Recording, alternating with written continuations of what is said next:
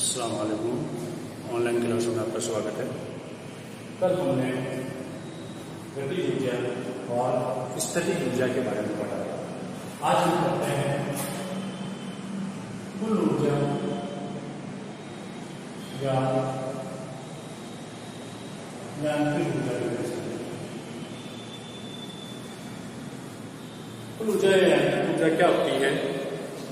किसी वस्तु की गतिज ऊर्जा तथा स्थितिज ऊर्जा के योगफल कुल ऊर्जा या यांत्रिक ऊर्जा। कल हमने बताया था जब किसी वस्तु की स्थिति में परिवर्तन होता है तो उसमें स्थितिज ऊर्जा होती है, फिर बाद में स्थितिज ऊर्जा किस में बदल जाती है? गतिज ऊर्जा। तो जो स्थितिज ऊर्जा और गतिज ऊर्जा का योगफल है उसी को हम कुल ऊर्जा या यांत्रिक ऊर्जा कहते हैं। किसी वस्तु की गतिज ऊर्जा तथा स्थितिज ऊर्जा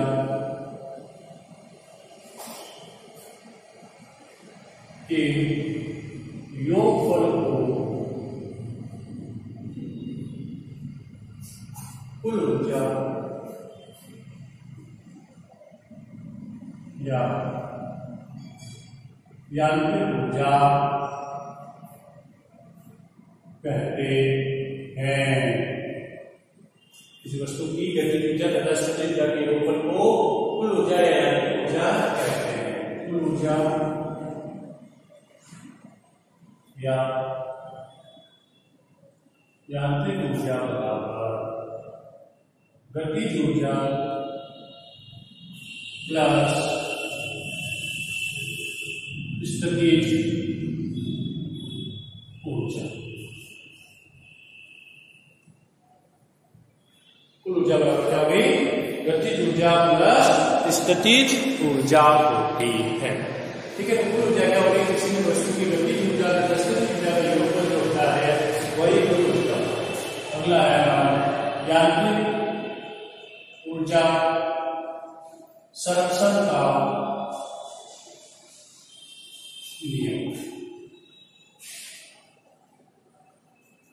यांत्रिक ऊर्जा संरक्षण का नियम। ऊर्जा संरक्षण का नियम हम जानते हैं, ऊर्जा ना तो उत्पन्न की जा सकती है ना ही नष्ट की जा सकती है। ऊर्जा एक रूप से दूसरे रूप में परिवर्तित है। ऊर्जा को ना तो उत्पन्न किया जा सकता है ना ही नष्ट किया जा सकता है। ऊर्जा एक रूप से दूसरे रूप में। इसका मीनिंग है ऊर्जा का मान हमेशा नियत या संरक्षित रहता है। ऊर्जा का मान हमेशा क्या रहेगा? नियत, यानी जैसी ऊर्जा है वही अन्य ऊर्जा है। इसमें ऊर्जा से क्या होगी? एक रूप से दूसरे रूप में बदल जाती है। कुल ऊर्जा का मान हमेशा क्या रहता है? नियत रहता है। यानी ऊर्जा संरक्षण का नियम क्या है? ऊर्जा संरक्षण का नियम ऊर्जा को ना तो उत्पन्न किया जा सकता है, ऊर्जा को ना उत्पन्न किया जा सकता है ना ही ऊर्जा को ना उत्पन्न किया जा सकता है ना ही ऊर्जा को ना उत्पन्न किया जा सकता है, ऊर्जा को नष्ट किया जा सकता है। ऊर्जा को केवल एक रूप से दूसरे रूप में परिवर्तित किया जा सकता है। ऊर्जा को केवल एक रूप से दूसरे रूप में परिवर्तित किया जा सकता है। ऊर्जा को न उत्पन्न किया जा सकता है ना ही नष्ट किया जा सकता है। ऊर्जा को केवल एक रूप से दूसरे रूप में परिवर्तित किया जा सकता है। अतः कुल ऊर्जा का मान हमेशा नियत या संरक्षित रहता है। अतः कुल ऊर्जा का मान हमेशा क्या रहता है? नियत या संरक्षित रहता है। कुल ऊर्जा बराबर गतिज ऊर्जा प्लस स्थितिज ऊर्जा बराबर नियत वेक्टर। यानी ऊर्जा कहीं तो भी निकाले, हमेशा कुल ऊर्जा का मान हमेशा क्या रहता है, समान आता है, क्योंकि ऊर्जा को ना उत्पन्न कर सकते हैं ना ही नष्ट कर सकते हैं। ऊर्जा को केवल एक रूप से दूसरे रूप में परिवर्तित कर सकते हैं। यही ऊर्जा संरक्षण का नियम है। कुल ऊर्जा का मान हमेशा क्या रहता है, नियत रहता है। इसी को हम ऊर्जा संरक्षण का नियम कहते हैं। यानी ऊर्जा हमेशा नियत रहती है। यह हमारा ऊर्जा संरक्षण के नियम के बारे में है।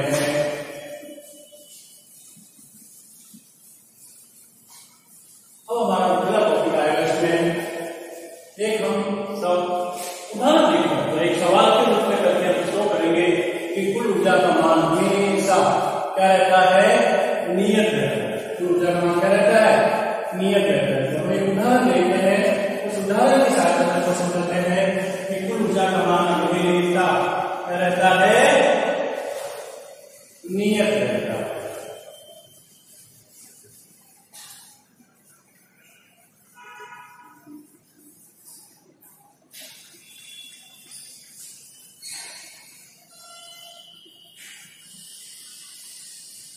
तब हम एक उदाहरण देख सकते हैं कि कुल ऊर्जा का मान हमेशा क्या रहता है, नियत रहता है। जब सवाल के रूप में करते हैं हम, सिद्ध कीजिए कि स्वतंत्रता पूर्वक गिरती हुई वस्तु के लिए कुल ऊर्जा का मान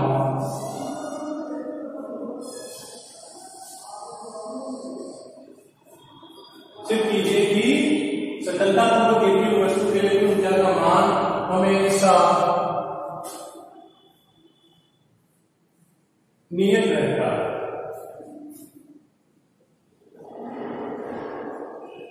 सिद्ध कीजिए कि स्वतंत्रतापूर्वक गिरती हुई वस्तु के लिए कुल ऊर्जा का मान हमेशा क्या रहता है, नियत रहता है। यह सिद्ध करना है।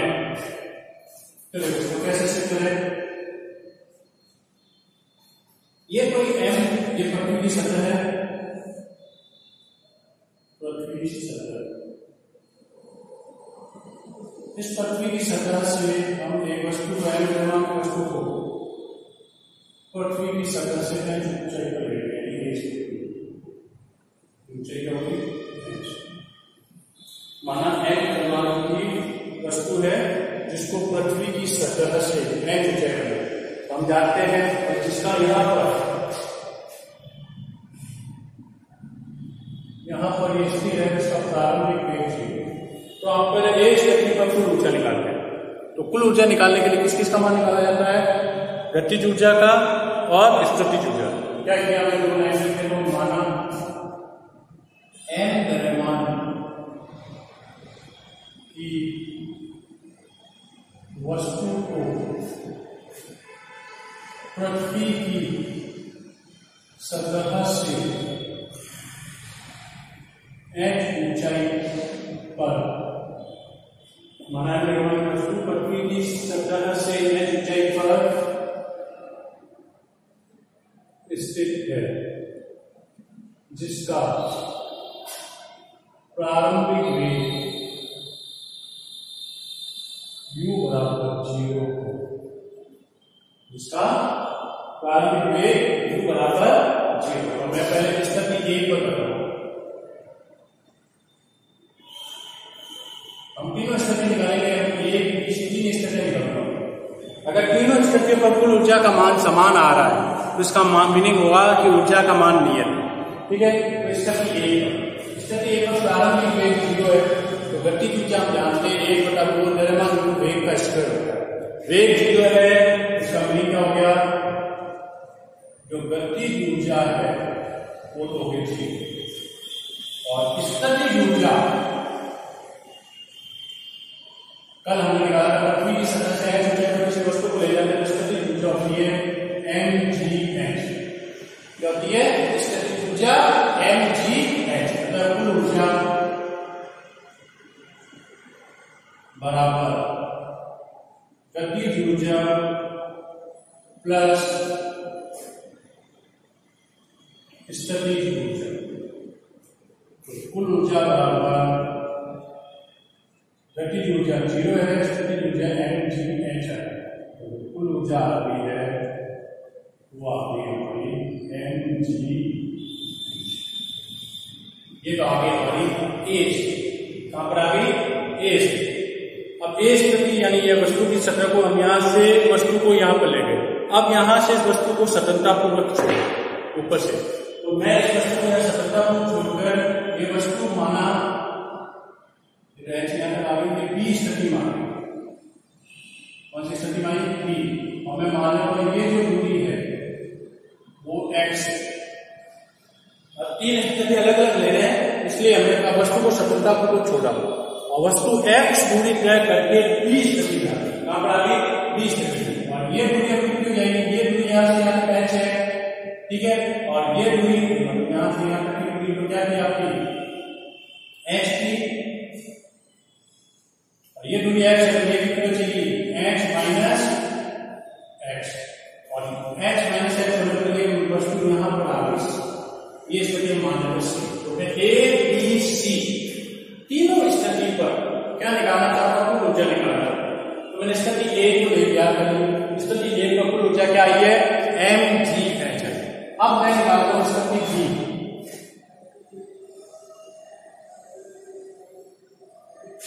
कहां पर निकाल रहा हूं? स्थिति बी पर। तो देखो स्थिति बी पर सबसे पहले मैं निकालता हूं स्थिति ऊर्जा। स्थिति ऊर्जा निकालने के लिए क्या होता है? Formula mgh। जो दूरी होती है वो पृथ्वी की सतह से ली जाती है। दूरी कहां से ली जाती है? पृथ्वी की सतह से। यह स्थिति ऊर्जा क्या होगी? mg। और बी स्थिति की पृथ्वी की सतह से जो दूरी है वो है h माइनस x, इसलिए यह आएगा h माइनस x। ये बहुत ध्यान रखना है, ठीक है। पृथ्वी की सतह पर निकाला तो दूरी हमेशा पृथ्वी की सतह से लो। स्थिति बी पर मान लेता हूं, स्थिति बी पर वेग को नीचे लिखेंगे, वेग बी भी मान लेंगे। यहाँ पर वेग है, यहाँ पर वेग मान लेंगे बी भी है, यहाँ पर वेग मान लेंगे बी सी, ठीक है। अब आ रहा है गतिज ऊर्जा निकालिए। अब आ रहा है गतिज ऊर्जा। तो गतिज ऊर्जा का फॉर्मूला क्या होता है? 1/2 द्रव्यमान इंटू वेग का स्क्वायर, या वेग में मान लो बी स्क्वायर। वेग क्या है? बी स्थिति पर वेग बी पी लेंगे और सी स्थिति पर वेग बी सी लेंगे, इसलिए गतिज ऊर्जा क्या होगी? 1/2 mv स्क्वायर। अब v स्क्वायर का मान तो हम लगाते हैं गति का तृतीय समीकरण। गति का तृतीय समीकरण क्या होता है? v स्क्वायर बराबर u स्क्वायर प्लस 2h। और यहां जो v है हमने माने v है, प्रारंभिक वेग हम 0 लेकर चल रहे हैं और ये गुरुत्वीय क्षेत्र में गिर रही है। कल हमने बताया जब भी वस्तु को गुरुत्वीय क्षेत्र में गिरती है, जब त्वरण होता है वो गुरुत्वीय समझ होता है। a बराबर g हो गया। अब मुझे चाहिए s। तो गतिज ऊर्जा निकालने के लिए जो दूरी ली जाएगी वो प्रारंभिक स्थिति से ली जाएगी। तो प्रारंभिक स्थिति की बी से दूरी कितनी है? प्रारंभिक स्थिति की बी से दूरी x है। प्रारंभिक स्थिति की बी से दूरी कितनी है? x है। तो ये दूरी कितनी आएगी आपकी? x आएगी। प्रारंभिक स्थिति की बी से दूरी कितनी है? x। तो यहाँ x बराबर क्या जाएगा? x, ठीक है। ये सब वैल्यू चलती। तो समीकरण 3 में 4 से मान उठने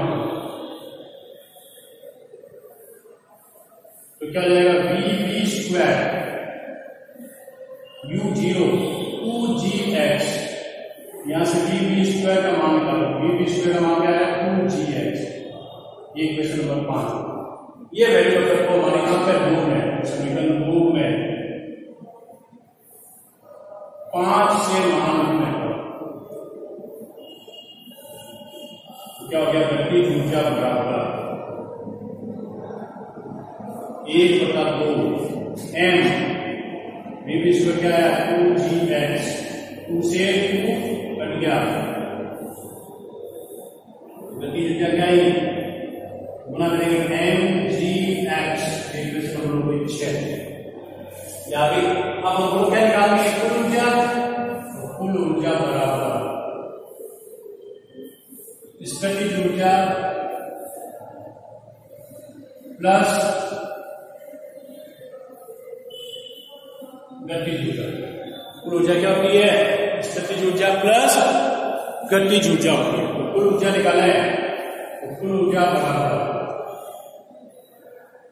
स्थितिज ऊर्जा क्या है? mg h माइनस h और गतिज ऊर्जा क्या है? mg x। तो कुल ऊर्जा बराबर क्या होगी? इसको सॉल्व करेंगे तो mg ब्रैकेट खोल लो, h minus mg h plus mg h, ये प्लस का ये माइनस का बन गया। तो कुल ऊर्जा यहां पर भी देखो mg h आ रही है, बी स्थिति पर बिल्कुल ऊर्जा कितनी आई है? mg h। ए स्थिति पर कुल ऊर्जा निकाली तब भी क्या आई है? mg h। बी स्थिति पर कुल ऊर्जा निकाल रहे हैं तब भी क्या आ रही है? mg h। तो ये हमारी बी स्थिति तक आया। अब हम निकालेंगे कहां पर? सी स्थिति पर। कहां पर निकालेंगे? सी स्थिति पर हम गतिज ऊर्जा का मान ज्ञात करेंगे। अब हमको सी स्थिति पर गतिज ऊर्जा निकालनी है। आप निकालेंगे सी स्थिति पर, तो सी स्थिति पर वस्तु यहां पर आ गई। कहां पर आ गई है? पृथ्वी की सतह पर। और पृथ्वी की सतह पर आ गई तो वस्तु स्थिर हो गई। तो स्थिर होने का मीनिंग क्या हो गया? अब यहां पर जो स्थितिज ऊर्जा है वो हो गई जी। क्या गई? क्योंकि मैंने बताया स्थितिज ऊर्जा निकालने के लिए पूरी पृथ्वी की सतह पर दी जाती है, और जब वस्तु पृथ्वी की सतह पर आ गई तो स्थितिज ऊर्जा का क्या होगी? जी। और गतिज ऊर्जा निकालने के लिए सी स्थिति पर वेग क्या मान लिया? सी। तो half M B C square. अब गति का किसका सर्कल लगाया? बी यहां पर क्या है? बी यू जी, और ए तो जी है। और हम जो अभी बताया है स्थितिज ऊर्जा निकालने, गतिज ऊर्जा निकालने के लिए जो दूरी है वो कहां से ली जाएगी? प्रारंभिक स्थिति से। प्रारंभिक स्थिति से दूरी कितनी आ रही है? यहाँ पर h, यहाँ h आया, सॉल्व किया, ये आया, ये वैल्यू आपको पुट करेंगे, कुल ऊर्जा निकालते हैं। स्थितिज ऊर्जा क्या होगी? 0। गतिज ऊर्जा क्या होगी? कुल ऊर्जा बराबर क्या आ गया? mg। हमारी सी स्थिति पर आ गई, तब भी कुल ऊर्जा क्या आ रही है? mg h। यहाँ क्या लिख सकते हैं अपन? अंदर बिंदु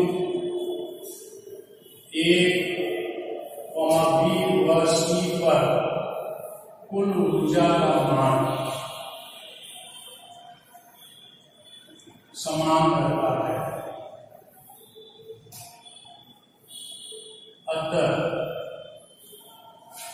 स्वतंत्रता पूर्वक गिरती हुई वस्तु के लिए कुल ऊर्जा नियत। अतः स्वतंत्रतापूर्वक गिरती हुई वस्तु के लिए कुल ऊर्जा नियत। हमने 3 स्थिति पर कुल ऊर्जा निकाली, तीनों स्थिति पर कुल ऊर्जा mg चाहिए।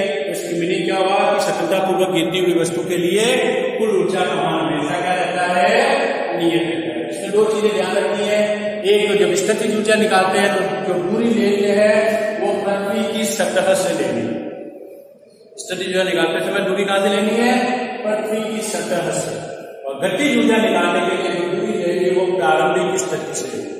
गतिज ऊर्जा निकालने के लिए दूरी प्रारंभिक स्थिति से, और स्थितिज ऊर्जा निकालने के लिए दूरी पृथ्वी की सतह से निकालते हैं। तो हम देखते हैं कि कुल ऊर्जा का मान तीनों स्थिति में क्या हो रहा है? समान प्राप्त हो रहा है। तो इसका मीनिंग है कि स्वतंत्रतापूर्वक गिरती हुई वस्तु के लिए कुल ऊर्जा का मान क्या रहता है? नियत रहता है। तो ये हमारा कुल ऊर्जा बटा, उसका एक एग्जाम्पल लेके हमने सॉल्व किया कि स्वतंत्रतापूर्वक गिरती हुई वस्तु के लिए कुल ऊर्जा का मान हमेशा क्या रहता है? नियत रहता है। तो अलग अलग स्थिति पर कुल ऊर्जा निकाल के इसको सॉल्व किया तो देखा कि सब जगह ऊर्जा का मान क्या हुआ? समान प्राप्त हुआ।